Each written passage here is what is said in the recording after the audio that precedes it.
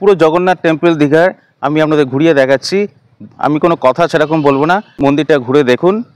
অনেক ডিটেলস এর আগে ভিডিও আছে যেখানে গর্ভগৃহ কোনটা, কোনটা জগন্নাথ দেবের মূল মন্দির, এগুলো সব কিছু বলা হয়েছে। তো আমি এত কিছু বলবো না, আমি জাস্ট পুরো মন্দিরটা ঘুরে দেখাচ্ছি, আপনারা দেখুন। চলুন মন্দিরটা আমরা ঘুরে দেখাই। আজ 1 মে সকালবেলা মন্দির খোলার সাথে সাথেই ঢুকে পড়েছি প্রথম তোরণে।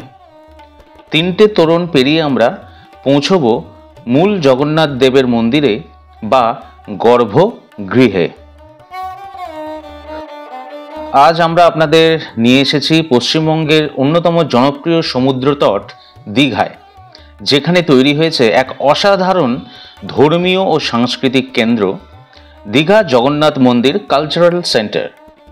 ভোর 5টায় বেরিয়ে একটা অটো করে পৌঁছে গেলাম এই দীঘা জগন্নাথ টেম্পলে কালচারাল সেন্টারে। তারিখটা ছিল 1 মে 2025, যেদিন সকাল 8টা থেকে এই টেম্পল সর্বসাধারণের জন্য খুলে গেছিল।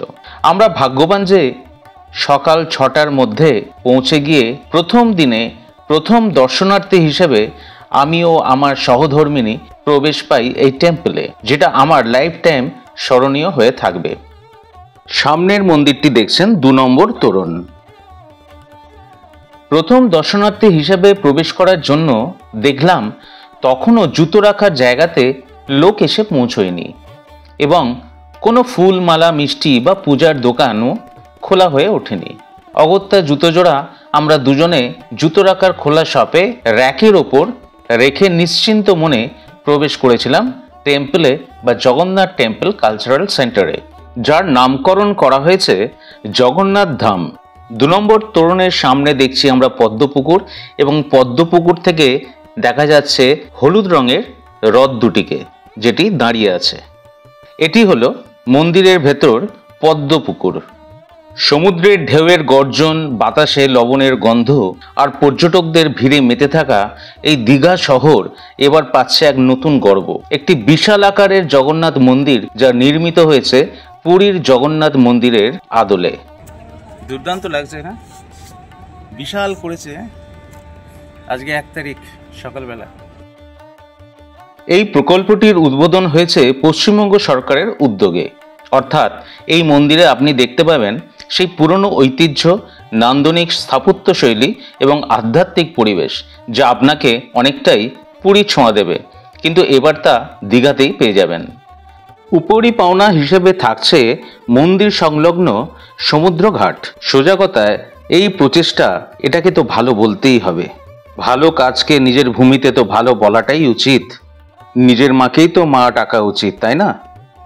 চলুন এবারে আমরা যাই মূল গর্ভগৃহের দিকে, মানে 3 নম্বর তোরণে, যেখানে জগন্নাথ দেব আছেন। এই জগন্নাথ মন্দির নির্মাণে ব্যবহার করা হয়েছে রাজস্থান থেকে আনা সাদা মার্বেল পাথর এবং দক্ষ কারিগরের হাতে গড়া নকশা দিয়ে। মন্দিরের মূল গম্বুজের উচ্চতা প্রায় 65 ফুট, যেখানে বসে আছেন ভগবান জগন্নাথ স্বয়ং, ভগিনী সুভদ্রা এবং ভ্রাতা বলরামের বিশাল বিগ্রহ যেখানে স্থাপিত হয়েছে। এই কেন্দ্রটি উদ্বোধনের পর থেকেই এটি হয়ে উঠেছে দর্শনার্থীদের আকর্ষণের মূল কেন্দ্র। মন্দিরটি শুধু একটি উপাসনা স্থল নয়, বরং এটি একটি সাংস্কৃতিক কেন্দ্র হিসেবেও গড়ে তোলা হয়েছে, যেখানে থাকছে বিভিন্ন ধরনের সাংস্কৃতিক অনুষ্ঠান, লোকনৃত্য, ওড়িশি ও বাংলা ঐতিহ্যবাহী শিল্পের প্রদর্শনী। মন্দিরটির সাথেই রয়েছে একটি সুসজ্জিত সাংস্কৃতিক কেন্দ্র, যেখানে স্থানীয় ও রাজ্যভিত্তিক শিল্পীরা তাদের শিল্প পরিবেশন করতে পারেন। এখানে নিয়মিত অনুষ্ঠিত হবে নৃত্য, সঙ্গীত, নাটক ও অন্যান্য লোকশিল্প প্রদর্শনী। পর্যটকদের জন্য এটি একটি নতুন আকর্ষণ, কারণ ধর্মের পাশাপাশি এখানে মিলছে সংস্কৃতিক এক অনন্য মিলনক্ষেত্র। দীঘা আসা হাজারো পর্যটকের জন্য এই স্থানটি নতুন একটি গন্তব্য হয়ে উঠেছে। মন্দির চত্বরটি সাজানো হয়েছে বিশাল উদ্যান, জলাধার ও বসার জায়গা দিয়ে। নিরাপত্তা ও পরিচ্ছন্নতার দিকে রাখা হয়েছে বিশেষ নজর। সন্ধ্যার সময় লাইট অ্যান্ড শো এবং ভক্তিমূলক সঙ্গীত পরিবেশ একেবারে মন ছুঁয়ে যায়। ভবিষ্যতে এখানে তৈরি হবে ধর্মীয় পাঠশালা, যোগ প্রশিক্ষণ কেন্দ্র এবং একটি রিসার্চ সেন্টার, যেখানে ভারতীয় সংস্কৃতি ও ঐতিহ্য নিয়ে গবেষণা করা যাবে বলেও সরকারের তরফ থেকে জানা যাচ্ছে। মন্দিরের স্থাপত্যশৈলী পুরীর জগন্নাথ মন্দিরের অনুপ্রেরণায় তৈরি। বিশেষ প্রাঙ্গণ, সূক্ষ্ম কারুকাজ আর পাথরের তৈরি ভাস্কর্য এই মন্দিরকে দৃষ্টিনন্দন করে তুলেছে। এখানকার প্রধান দেবতা হলেন ভগবান জগন্নাথ, তার সঙ্গে রয়েছেন বলরাম ও সুভদ্রা।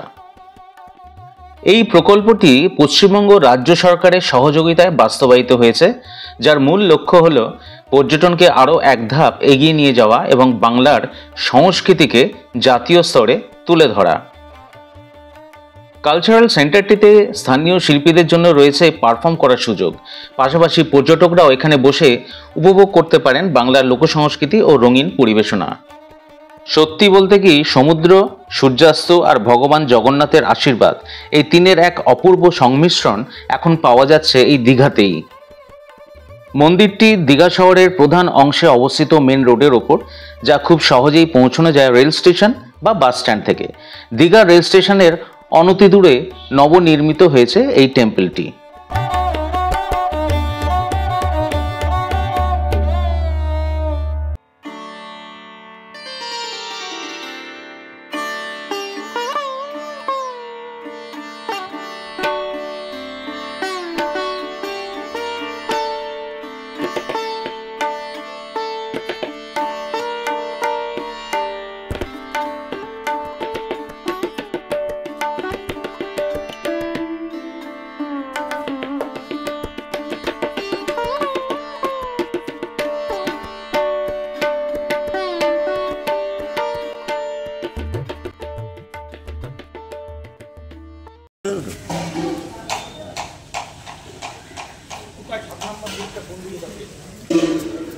জোরে বলো জয় জগন্নাথ, আরো জোরে জয় জগন্নাথ।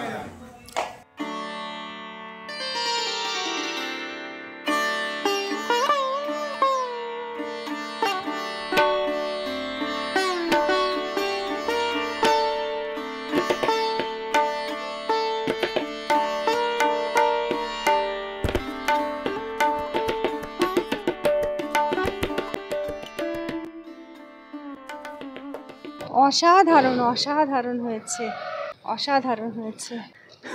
পুরী পুরী, দীঘা দীঘা দীঘা, সেটাই হচ্ছে কথা, পুরী পুরী, দীঘা দীঘা। যদি বলে দক্ষিণেশ্বর আর বেলুড় মঠ এক হয় না?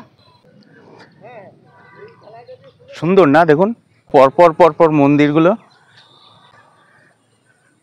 এখানে গ্রিনারি করেছে, ঘাস টাস করেছে, এখন নানা ফুলের গাছ।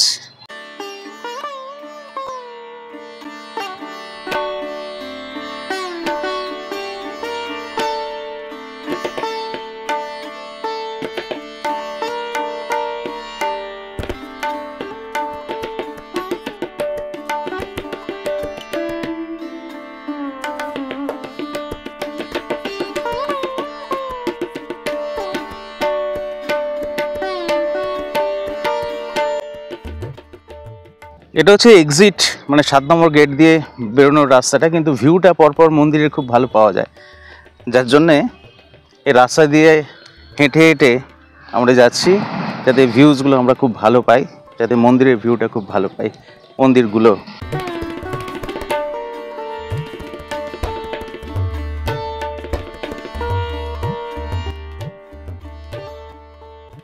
রথ,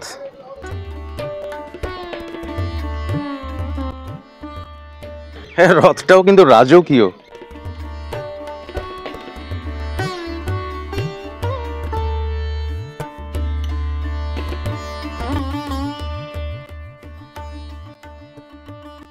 রথ এক্সিট গেট দিয়ে আমরা যখন বেরোচ্ছি, এইখান থেকে পুরো মন্দিরের ভিউটা।